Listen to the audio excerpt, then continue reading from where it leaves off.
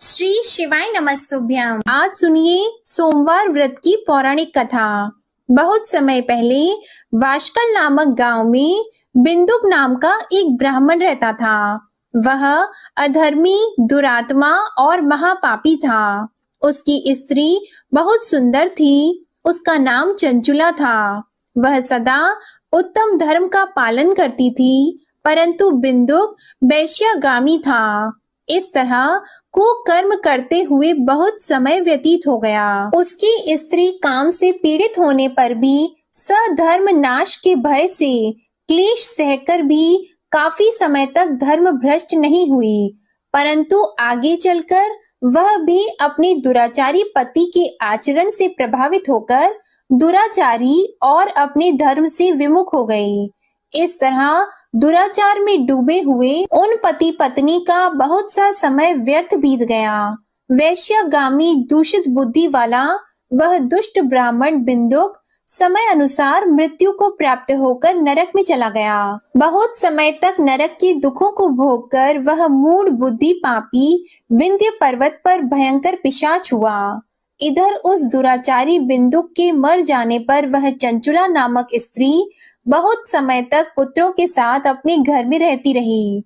पति की मृत्यु के बाद वह भी अपने धर्म से गिरकर पर पुरुषों का संग करने लगी थी। सती विपत्ति में भी अपने धर्म का पालन करना नहीं छोड़ती। यही तो तप है। कठिन तो होता है, लेकिन इसका फल मीठा होता है। एक दिन दैव योग से किसी पुण्य पर्व के आने पर वह अपने भाई बंधुओं के साथ गोकर्ण क्षेत्र में गई। उसने तीर्थ के जल में स्नान किया और बंदी जनों के साथ यहाँ वहाँ घूमने लगी। वह एक देव मंदिर में गई। वहाँ उसने एक ब्राह्मण के मुख से भगवान शिव की परम पवित्र एवं मंगलकारी कथा सुनी। ब्राह्मण कह रहे थे कि जो स्त्रियां व्यभिचार करती हैं, वे मरने के बाद जब यमलोक जाती हैं, तब यमराज के दूत उन्हें तरह तरह से यंत्रणा देते हैं कि वे उसके कामांगों को तप्त लौह के डंडों से दागते हैं। तप्त लौह के डंडों से उसका संसर्ग कराते हैं। ये सारे दंड इतनी वेदना देने वाले होते हैं कि जीव पुकार पुकार कर कहता है कि अब वह ऐसा नहीं करेगा, लेकिन यमदूत उसे छोड़ते नहीं हैं। कर्मों का फल तो सभी को भोगना पड़ता है। देव, ऋषि, मनुष्य सभी इससे बंधे हुए हैं। ब्राह्मण के मुख से ये वैराग्य बढ़ाने वाली कथा को सुनकर चंचुला भय से व्याकुल हो गई। कथा समाप्त होने पर सभी लोग वहां से चले गए। तब कथा बांचने वाले ब्राह्मण देवता से चंचुला ने कहा, हे ब्राह्मण, धर्म को न जानने के कारण मेरे द्वारा बहुत बड़ा दुराचार हुआ है। स्वामी, मेरे ऊपर कृपा कर मेरा उद्धार कीजिए। आपके प्रवचन को सुनकर मुझे इस संसार से वैराग्य हो गया है। मुझ मूढ़ चित्त वाली पापिनी को धिक्कार है। मैं निंदा के योग्य हूँ। मैं बुरे विषयों में फंसकर अपने धर्म से विमुख हो गई थी। कौन मुझ जैसी को मार्ग में मन लगाने वाली पापिनी का साथ देगा? जब यमदूत मेरे गले में फंदा डालकर मुझे बांध कर ले जाएंगे और नरक में मेरे शरीर के टुकड़े करेंगे, तब मैं कैसे उन महायातनाओं को सहन कर पाऊंगी? मैं सब प्रकार से नष्ट हो गई हूँ, क्योंकि अभी तक मैं हर तरह से पाप में डूबी रही हूँ। हे ब्राह्मण, आप मेरे गुरु हैं, आप ही मेरे माता पिता हैं। मैं आपके शरण में आई हूँ। मुझ अबला का अब आप उद्धार कीजिए। इस प्रकार विलाप करती हुई चंचुला ब्राह्मण देवता के चरणों में गिर पड़ी। तब ब्राह्मण ने उसे कृपा पूर्वक उठाया और इस प्रकार कहा, नारी, तुम सौभाग्यशाली हो, जो भगवान शंकर की कृपा से तुमने वैराग्यपूर्ण ये कथा सुनी है और कथा को सुनकर समय से अपनी गलती का एहसास कर लिया है। तुम डरो मत और भगवान शिव की शरण में जाओ। उनकी परम कृपा से तुम्हारे सभी पाप नष्ट हो जाएंगे। मैं तुम्हें भगवान शिव की कथा सहित वह मार्ग बताऊंगा जिसके द्वारा तुम्हें सुख देने वाली उत्तम गति प्राप्त होगी। शिव कथा सुनने से तुम्हारी बुद्धि शुद्ध हो गई है और तुम्हें पश्चाताप हुआ है तथा मन में वैराग्य उत्पन्न हुआ है। पश्चाताप ही पाप करने वाले पापियों के लिए सबसे बड़ा प्रायश्चित है।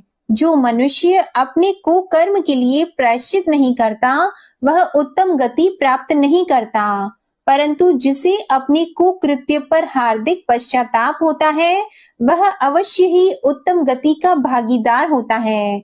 इसमें कोई शक नहीं है। शुद्ध चित्त में ही भगवान शिव और माता पार्वती का वास होता है। वह शुद्ध आत्मा पुरुष सदा शिव के पद को प्राप्त होता है। इस कथा का श्रवण सभी मनुष्यों के लिए कल्याणकारी है, अतः इसकी आराधना और सेवा करनी चाहिए। हे ब्राह्मण पत्नी, तुम अन्य विषयों से अपने मन को हटाकर भगवान शंकर की इस परम पावन कथा को सुनो। इससे तुम्हारे चित्त की शुद्धि होगी और तुम्हें मोक्ष की प्राप्ति होगी। जो मनुष्य निर्मल हृदय से भगवान शिव के चरणों का चिंतन करता है, उसकी एक ही जन्म में मुक्ति हो जाती है। यह कहकर वे ब्राह्मण चुप हो गए। उनका हृदय करुणा से भर गया। वे ध्यान में मग्न हो गए। ब्राह्मण का यह उपदेश सुनकर चंचुला के नेत्रों में आनंद के आंसू छलक आए। वह हर्ष भरे हृदय से ब्राह्मण देवता के चरणों में गिर गई और हाथ जोड़कर बोली कि मैं कृतार्थ हो गई।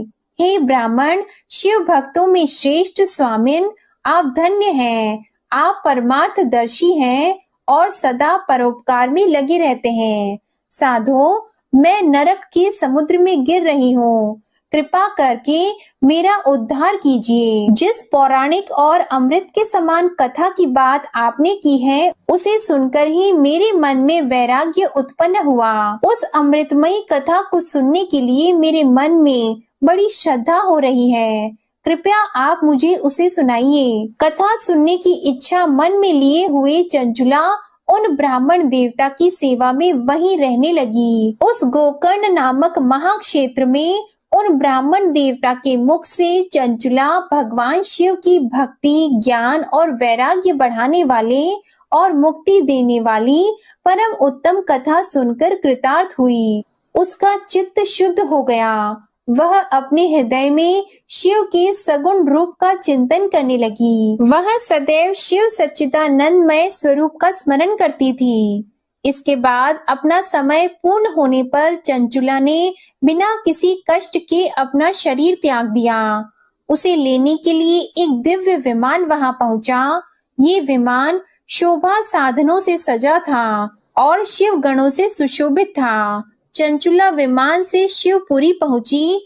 उसके सारे पाप धुल गए। वह दिव्य रूप धारिणी दिव्यांगना हो गई थी। वह गौरांगी देवी मस्तक पर अर्धचंद्र का मुकुट और अन्य दिव्य आभूषण पहने शिवपुरी में पहुंची। वहां उसने सनातन देवता त्रिनेत्रधारी महादेव शिव को देखा। सभी देवता उनकी सेवा में भक्ति भाव से उपस्थित थे। उनकी अंग कांति करोड़ों सूर्यों के समान प्रकाशित हो रही थी। 5 मुख और हर मुख में 3-3 नेत्र थे।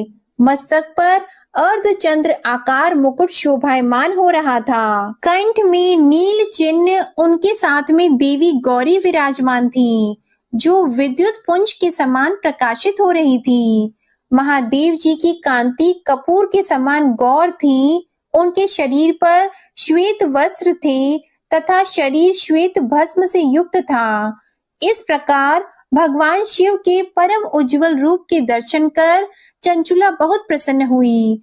उसने भगवान को बारंबार प्रणाम किया और हाथ जोड़कर प्रेम, आनंद और संतोष से युक्त होकर विनीत भाव से खड़ी हो गई। उसके नेत्रों से आनंद के आंसुओं की धारा बहने लगी। भगवान शंकर और भगवती गौरी उमा ने करुणा के साथ सौम्य दृष्टि से देखकर चंचुला को अपने पास बुलाया। गौरी उमा ने उसे प्रेम पूर्वक अपनी सखी बना लिया। चंचुला सुख पूर्वक भगवान शिव के धाम में उमा देवी की सखी के रूप में निवास करने लगी। एक दिन चंचुला आनंद में मग्न उमा देवी के पास गई और दोनों हाथ जोड़कर उनकी इस स्तुति को करने लगी। हे गिरिराज नंदिनी, स्कंद माता उमा, आप सभी मनुष्यों एवं देवताओं द्वारा पूजित तथा समस्त सुखों को देने वाली हैं। आप शंभु प्रिया हैं, आप ही सगुणा और निर्गुणा हैं। हे सच्चिदानंद स्वरूपा, आप ही प्रकृति की पोषक हैं। हे माता, आप ही संसार की सृष्टि पालन और संहार करने वाली हैं। इस प्रकार सद्गति प्राप्त चंचुला देवी की स्तुति कर शांत हो गई। उसकी आंखों में प्रेम के आंसू उमड़ आए। तब शंकर प्रिया भक्त वत्सला उमा देवी ने बड़े प्रेम से चंचुला को चुप कराते हुए कहा कि सखी चंचुला, मैं तुम्हारी इस स्तुति से प्रसन्न हूँ। बोलो, क्या वर मांगती हो? तब चंचुला बोली, हे गिरिराज कुमारी, मेरे पति बिंदुक इस समय कहाँ हैं? उनकी स्थिति कैसी है, मुझे बताइए और कुछ उपाय कीजिए ताकि हम फिर से मिल सकें। हे महादेवी, मेरे पति एक शूद्र जाति वैश्या के प्रति आसक्त थे और पाप में ही डूबे रहते थे। गिरिजा बोली, बेटी, तुम्हारा पति बिंदुक पापी था। उसका अंत बड़ा भयानक हुआ। वैश्या का उपभोग करने के कारण वह मूर्ख नरक में अनेक वर्षों तक अनेक प्रकार के दुख भोगकर अब शेष पाप को भोगने के लिए विंध्य पर्वत पर पिशाच की योनि में रह रहा है और वह दुष्ट वहीं वायु पीकर रहता है और सब प्रकार के कष्ट सहता है। गौरी देवी की ये बात सुनकर चंचुला अत्यंत दुखी हो गई। फिर मन को किसी तरह स्थिर करती हुई दुखी हृदय से माँ गौरी से उसने एक बार फिर पूछा, हे महादेवी, मुझ पर कृपा कीजिए और मेरे पापी पति का अब उद्धार कीजिए। कृपा करके मुझे वह उपाय बताइए जिससे मेरे पति को उत्तम गति प्राप्त हो सके। गौरी देवी ने कहा, यदि तुम्हारा पति भगवान शिव की पुण्यमय उत्तम कथा सुने तो वह इस दुर्गति को पार करके उत्तम गति का भागी हो सकता है। अमृत के समान मधुर गौरी देवी के ये वचन सुनकर चंचुला ने दोनों हाथ जोड़कर मस्तक झुकाकर उन्हें बार बार प्रणाम किया और प्रार्थना की कि मेरे पति को भगवान शिव की कथा सुनाने की व्यवस्था कीजिए। ब्राह्मण पत्नी चंचुला के बार बार प्रार्थना करने पर शिव प्रिया गौरी देवी ने भगवान शिव की महिमा का गान करने वाले गंधर्व राज तुमरू को बुलाकर कहा, तुमरू, तुम्हारी भगवान शिव में प्रीति है। तुम मेरे मन की सभी बातें जानकर मेरे कार्यों को सिद्ध करते हो तो मेरी इस सखी के साथ विंध्य पर्वत पर जाओ। वहां एक महाघोर और भयंकर पिशाच रहता है। पूर्व जन्म में वह पिशाच बिंदुक नामक ब्राह्मण मेरी इस सखी चंचुला का पति था। वह वैश्यागामी हो गया था। वह स्नान संध्या आदि नित्य कर्म छोड़कर अपवित्र रहने लगा। क्रोध के कारण उसकी बुद्धि भ्रष्ट हो गई थी। दुर्जनों से उसकी मित्रता तथा सज्जनों से द्वेष बढ़ गया था। वह अस्त्र शस्त्र से हिंसा करता, लोगों को सताता और उनके घरों में आग लगा देता था। चांडालों से दोस्ती करता और वह रोज वैश्या के पास जाता था। पत्नी को त्याग कर दुष्ट लोगों से दोस्ती कर उन्हीं के संपर्क में रहता था। वह मृत्यु तक दुराचार में फंसा रहा। मृत्यु के बाद उसे पापियों के भोग स्थान यमपुरी में ले गए। वहां घोर नरकों को सहकर इस समय वह विंध्य पर्वत पर पिशाच बनकर रह रहा है और पापों का फल भोग रहा है। तुम उसके सामने परम पुण्यमयी पापों का नाश करने वाली भगवान शिव की दिव्य कथा का प्रवचन करो। इस कथा के सुनने से उसका हृदय सभी पापों से मुक्त होकर शुद्ध हो जाएगा और वह प्रेत योनि से मुक्त हो जाएगा। दुर्गति मुक्त होने पर उस बिंदुक नामक पिशाच को तुम विमान पर बिठाकर भगवान शिव के पास ले आना। माँ उमा का आदेश पाकर गंधर्व राज तुमरू प्रसन्नता पूर्वक अपने भाग्य की सराहना करते हुए चंचुला को साथ लेकर विमान से पिशाच के निवास स्थान विंध्य पर्वत पर गया। वहां पहुंचकर उसने विशाल आकृति वाले पिशाच को देखा। उसका शरीर विशाल था, उसकी ठोड़ी बड़ी थी। वह कभी हंसता, कभी रोता, कभी उछलता था। महाबली तुमरू ने बिंदुक नामक पिशाच को पाशों से बांध लिया। उसके पश्चात तुमरू ने कथा बांचने के लिए स्थान तलाश कर मंडप की रचना की। शीघ्र ही इस बात का पता लोगों को चल गया कि एक पिशाच के उद्धार हेतु देवी पार्वती की आज्ञा से तुमरू भगवान शिव की कथा सुनाने विंध्य पर्वत पर आया है। उस कथा को सुनने के लोभ से बहुत से देवर्षि वहां पहुंच गए। सभी को आदर पूर्वक स्थान दिया गया। पिशाच बिंदुक को पाशों में बांधकर आसन पर बिठाया गया और तब तुमरू ने परम उत्तम भगवान शिव की अमृत कथा का गान शुरू किया, जिससे सभी श्रोता कृतार्थ हो गए। परम पुण्यमयी कथा को सुनकर पिशाच सभी पापों से मुक्त हो गया और उसने पिशाच शरीर का त्याग कर दिया। शीघ्र ही उसका रूप दिव्य हो गया। उसका शरीर गौर वर्ण का हो गया। शरीर पर श्वेत वस्त्र एवं पुरुषों के आभूषण आ गए। इस प्रकार दिव्य देहधारी होकर बिंदुक अपनी पत्नी चंचुला के साथ स्वयं भी भगवान शिव का गुणगान करने लगा। उसे दिव्य रूप में देखकर सभी को बहुत आश्चर्य हुआ। उसका मन परम आनंद से परिपूर्ण हो गया। सभी भगवान महेश्वर के अद्भुत चरित्र को सुनकर कृतार्थ होकर उनका यशोगान करते हुए अपने अपने धाम को चले गए। बिंदुक अपनी पत्नी चंचुला के साथ विमान में बैठकर शिवपुरी की ओर चल दिया। महेश्वर के गुणों का गान करता हुआ बिंदुक अपनी पत्नी चंचुला और तुमरू के साथ शीघ्र ही शिव धाम पहुंच गया।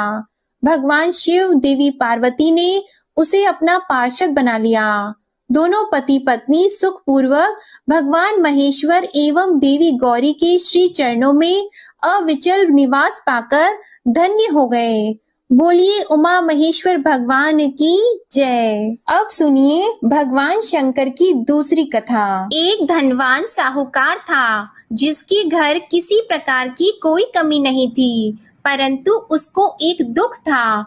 उसका कोई पुत्र नहीं था। वह इसी चिंता में दिन और रात रहता था और वह पुत्र की कामना से हर सोमवार को शिवजी का व्रत और पूजन किया करता था।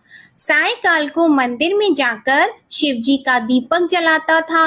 उसके भक्ति भाव को देखकर एक समय श्री पार्वती जी ने भगवान शिवजी महाराज से कहा कि वह साहूकार आपका अनंत भक्त है और सदैव आपका व्रत और पूजन बड़ी श्रद्धा से करता है।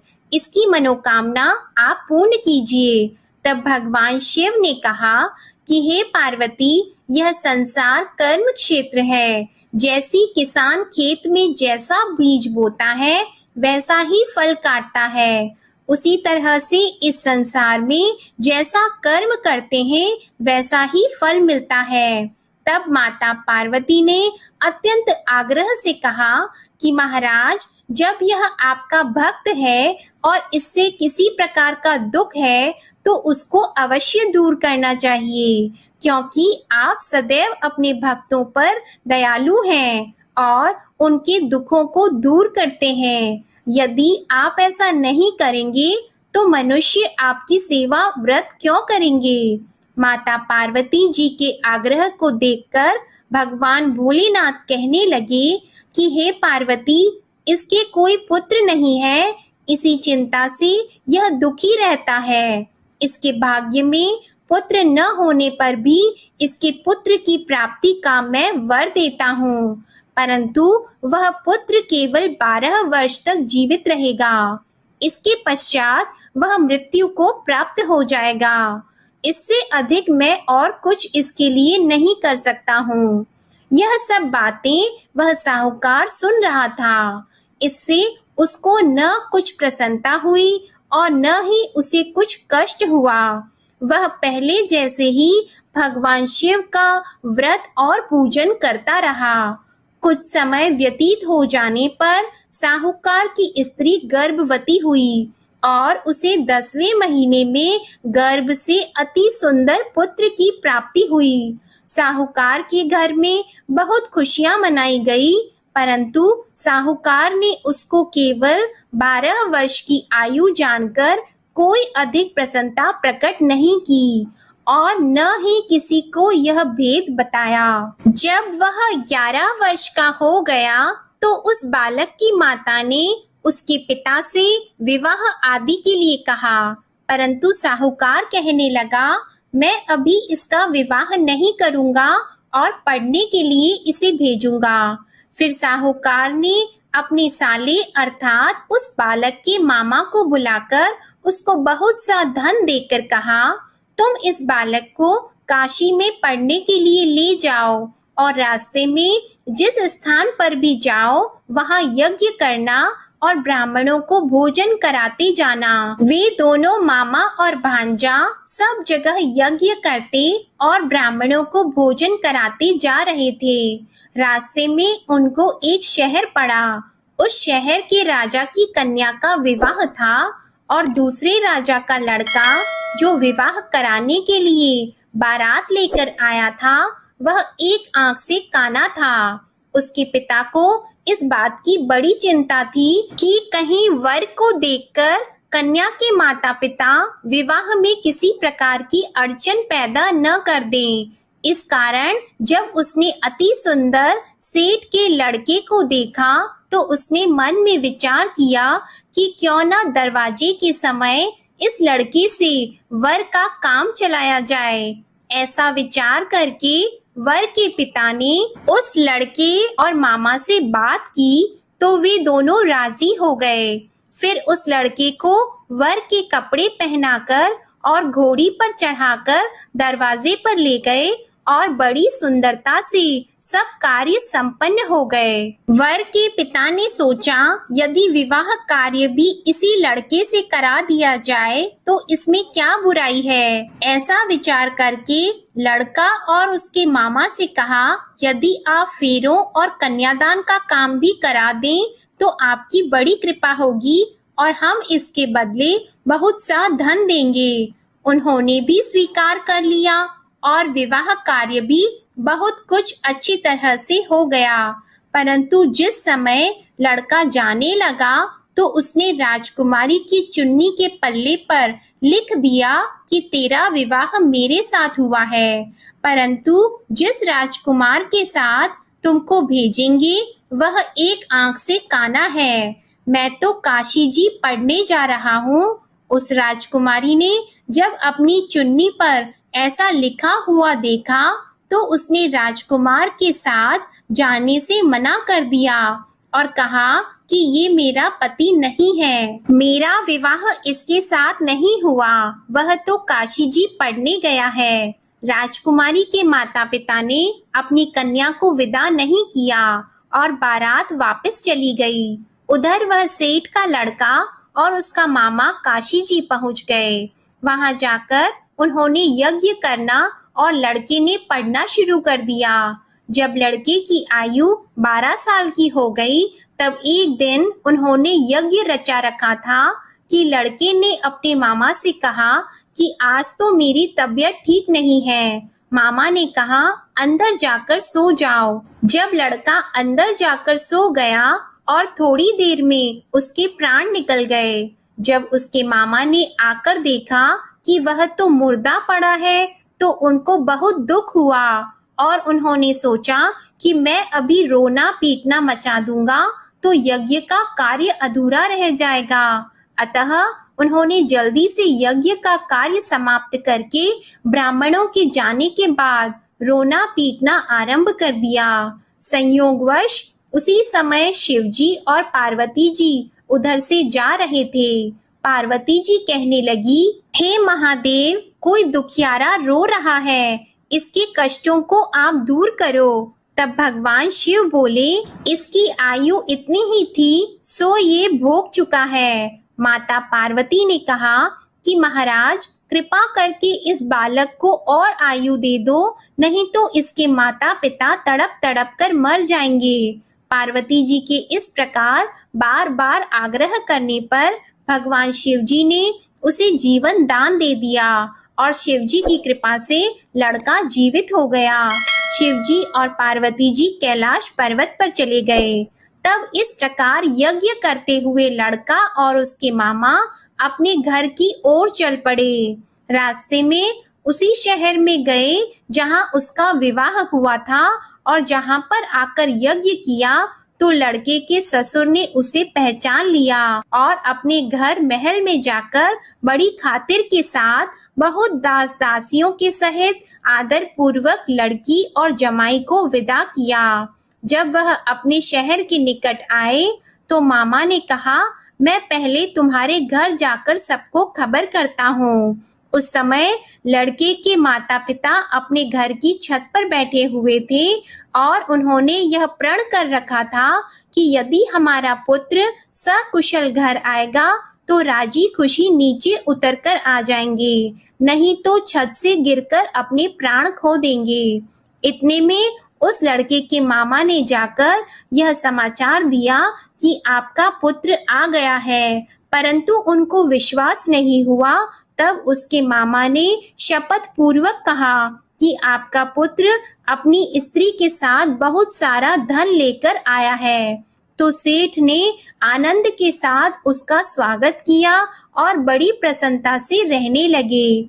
इस प्रकार जो भी व्यक्ति सोमवार का व्रत करता है अथवा इस कथा को पढ़ता है या सुनता है, भगवान भोलेनाथ उसके सभी दुखों को दूर करके उसकी समस्त मनोकामनाओं को पूर्ण करते हैं। बड़ी ही श्रद्धा और भक्ति के साथ अब आप सुनिए सोमवार की दूसरी कथा।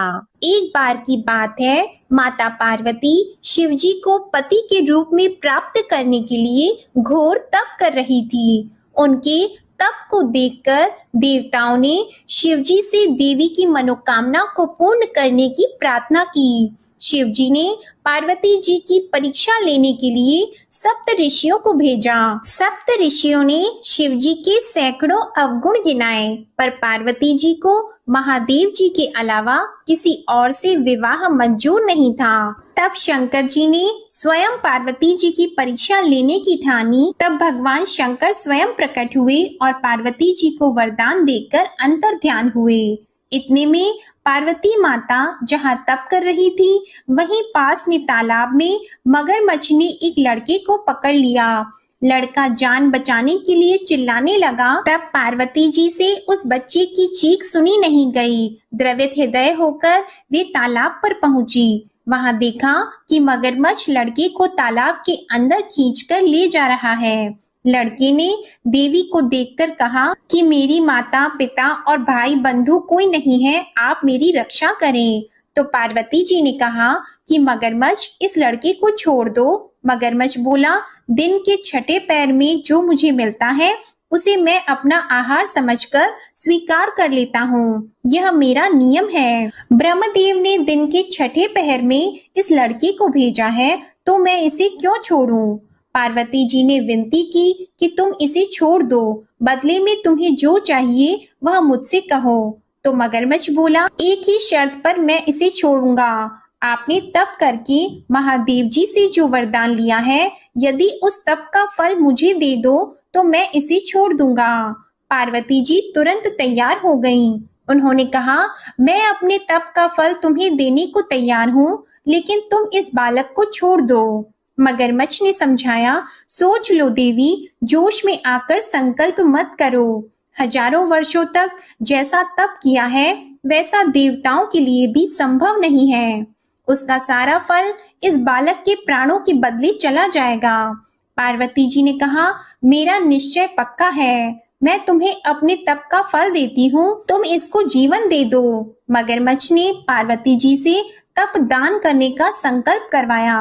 तप का दान होते ही मगरमच्छ का देह तेजी से चमकने लगा और वह बोला, हे पार्वती, ये देखो, तप के प्रभाव से मैं तेजस्वी बन गया हूँ। तुमने जीवन भर की पूंजी एक बच्चे के लिए व्यर्थ कर दी। चाहे तो अपनी भूल सुधारने का एक मौका और दे सकता हूँ। तब पार्वती जी ने कहा, हे ग्राह, तब तो मैं पुनः कर सकती हूँ, किंतु यदि तुम इस लड़के को निगल जाते तो इसका जीवन वापस नहीं मिल सकता था। देखते ही देखते वह लड़का अदृश्य हो गया और मगरमच्छ भी लुप्त हो गया। पार्वती जी ने विचार किया, मैंने तप तो दान कर दिया है, अब पुनः से तप आरंभ करूंगी। पार्वती जी ने फिर से तप करने का संकल्प किया। भगवान सदाशिव फिर से प्रकट होकर बोले, हे पार्वती, भला अब क्यों तप कर रही हो? तब पार्वती जी ने कहा, प्रभु, मैंने अपने तप का फल दान कर दिया है। आपको पति रूप में पाने के संकल्प के लिए मैं फिर से वैसा ही घोर तप करके आपको प्रसन्न करूंगी। तो महादेव जी बोले, मगरमच्छ और लड़के दोनों रूपों में मैं ही था। तुम्हारा चित्त प्राणी मात्र में अपने सुख दुख का अनुभव करता है या नहीं, इसकी परीक्षा लेने के लिए मैंने ही यह लीला रची थी। अनेक रूपों में दिखने वाला मैं एक ही हूँ। मैं अनेक शरीरों से अलग निर्विकार हूँ। तुमने अपना तप मुझे ही दिया है, इसलिए अब और तप करने की कोई आवश्यकता नहीं है। देवी ने महादेव जी को प्रणाम कर प्रसन्न मन से विदा किया। प्रेम से बोलिए भगवान शंकर और माता पार्वती की जय। अब आप सुनिए तीसरी कथा। एक बार नारद जी ने भोलेनाथ जी की स्तुति करके पूछा कि प्रभु, आपको प्रसन्न करने के लिए सबसे उत्तम और सुलभ साधन क्या है? हे त्रिलोकीनाथ, आप तो निर्विकार और निष्काम हैं। आप सहज ही प्रसन्न हो जाते हैं। फिर भी मेरे जानने की इच्छा है कि आपको क्या प्रिय है। तब शिव जी बोले, नारद जी, वैसे तो मुझे भक्त के भाव सबसे प्रिय हैं, फिर भी आपने पूछा है तो मैं बताता हूँ। मुझे जल के साथ साथ बिल्व पत्र बहुत प्रिय हैं। जो अखंड बिल्व पत्र मुझे श्रद्धा से अर्पित करते हैं, मैं उन्हें अपने लोक में स्थान देता हूँ। नारद जी भगवान शंकर और माता पार्वती की वंदना करके अपने लोक को चले गए। उनके जाने के पश्चात पार्वती जी ने शिव जी से पूछा कि हे प्रभु, मेरी ये जानने की बड़ी तीव्र इच्छा हो रही है कि आपको बेल पत्र इतने प्रिय क्यों हैं? कृपा करके मेरी जिज्ञासा को शांत कीजिए। तब शिव जी बोले, हे शिवे, बिल्व के पत्ते मेरी जटा के समान हैं। उसका त्रिपत्र यानी 3 पत्ते ऋग्वेद, यजुर्वेद और सामवेद हैं। शाखाएं समस्त शास्त्र का स्वरूप है। बिल्व वृक्ष को आप पृथ्वी का कल्प वृक्ष समझें, जो ब्रह्मा, विष्णु और शिव स्वरूप है।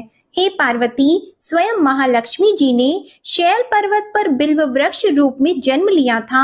इस कारण भी बेल का वृक्ष मेरे लिए अति प्रिय है। महालक्ष्मी जी ने बिल्व का रूप धरा। ये सुनकर पार्वती जी कौतूहल में पड़ गईं और पार्वती जी कौतूहल से उपजी जिज्ञासा को रोक न पाईं। उन्होंने पूछा, देवी लक्ष्मी ने आखिर बिल्व वृक्ष का रूप क्यों लिया? आप ये कथा विस्तार से कहें। तब भोलेनाथ ने देवी पार्वती जी को कथा सुनाना आरंभ किया। हे देवी, सतयुग में ज्योति रूप में मेरे अंश का रामेश्वर लिंग था।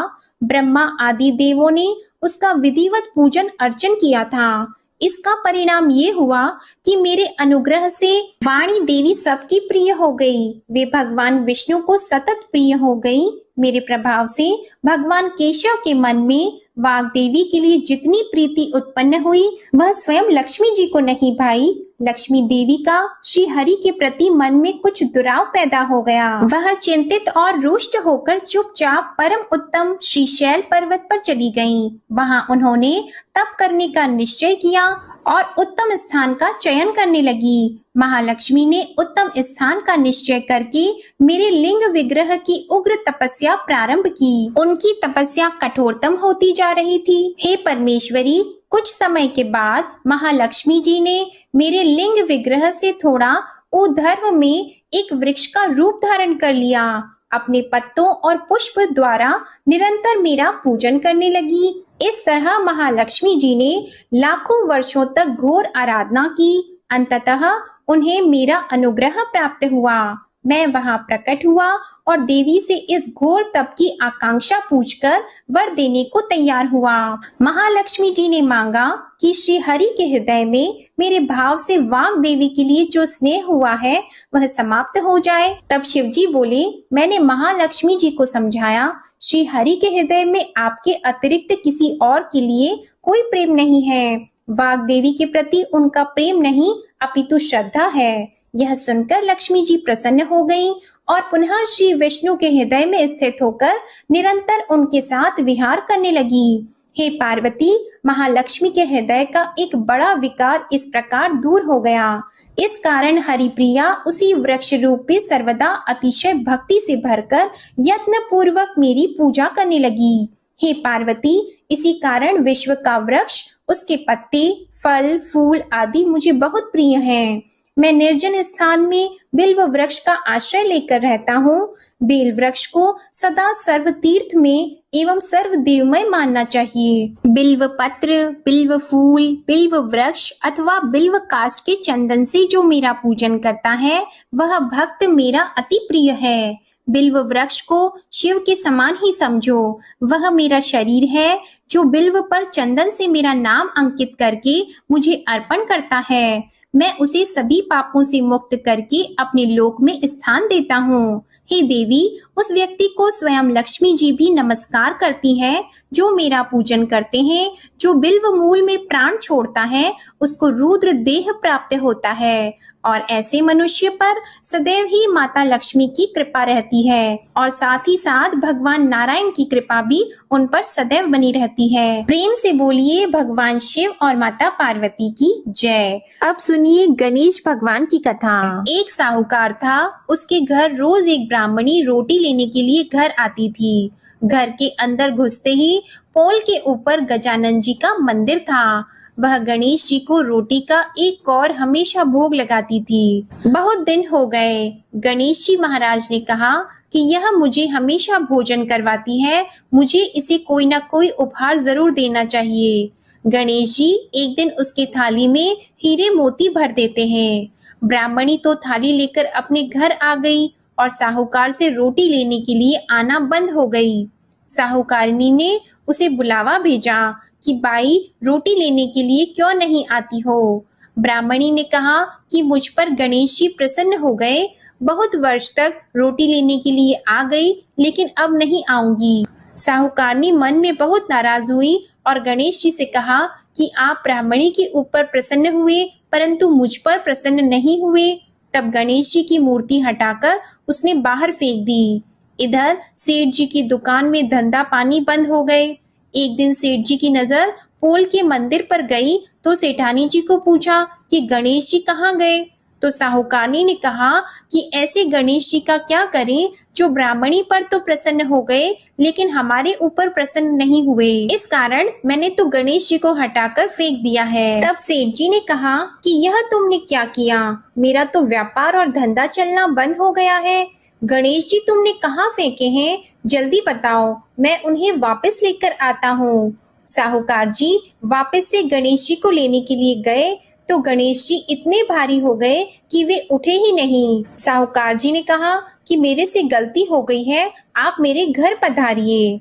गणेश जी तो और भी भारी होते गए और कहा कि मैं तो नहीं चलूंगा, पहले साहूकारनी को बुलाकर यहाँ लाओ और वह मुझसे माफी मांगेगी तो ही मैं चलूंगा। और गणेश जी ने कहा कि मुझे हमेशा सवा सेर का चूरमा करके भोजन कराओगे तो ही मैं चलूंगा। साहूकार साहूकारनी को लेकर आए और उससे माफी भी मंगवाई और सवा सेर का चूरमा चढ़ाने की हाँ भी भरी। तब साहूकार और साहूकारनी ने गणेश जी को वापस घर लाकर उन्हें पोल में बिठाया। ऐसा करने पर साहूकार का व्यापार फिर से चलने लगा। हे गणेश जी महाराज, जैसे साहूकार और साहूकारनी पर आप प्रसन्न हुई वैसे सभी पर प्रसन्न होना।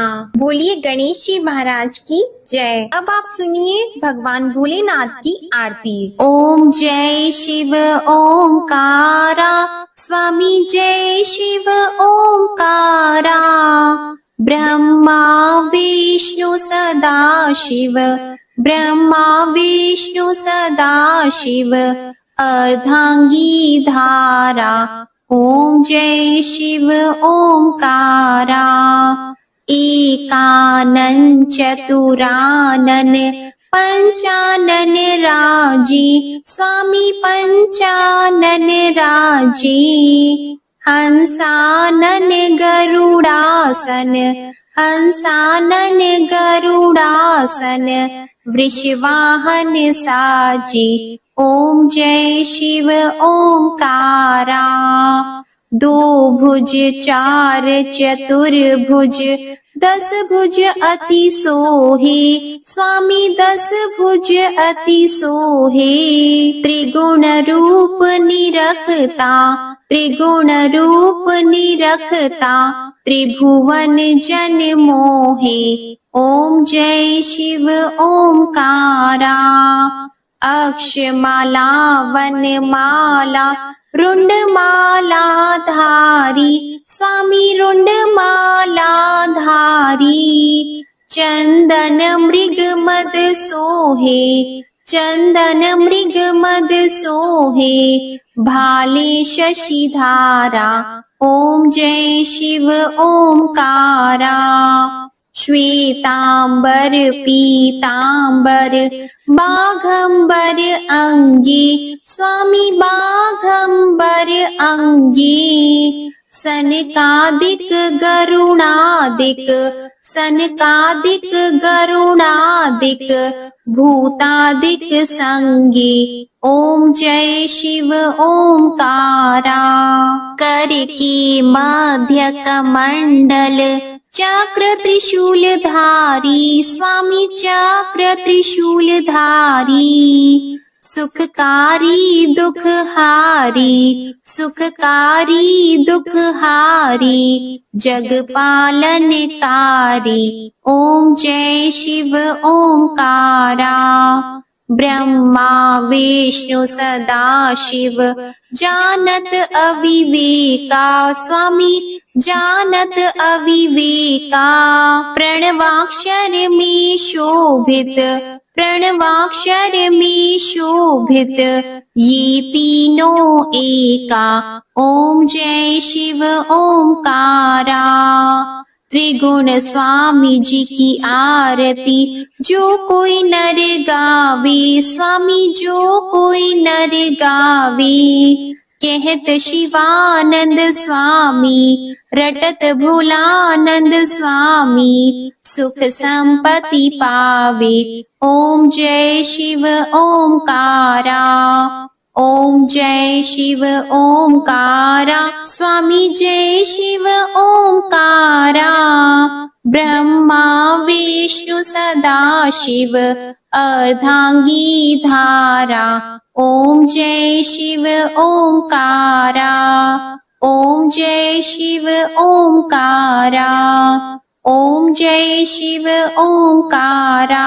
बोलो भगवान भोलेनाथ की जय। आपको ये कथा पसंद आई हो तो इस वीडियो को लाइक करके चैनल जरूर सब्सक्राइब कीजिएगा और कमेंट में भगवान भोलेनाथ जी की जय भी लिखिएगा। इसी के साथ आज आप हमारे चैनल पर आषाढ़ मास महात्म्य की कथा और सोम प्रदोष व्रत की कथा भी जरूर सुनिएगा। जय भोलेनाथ। ओम नमः शिवाय।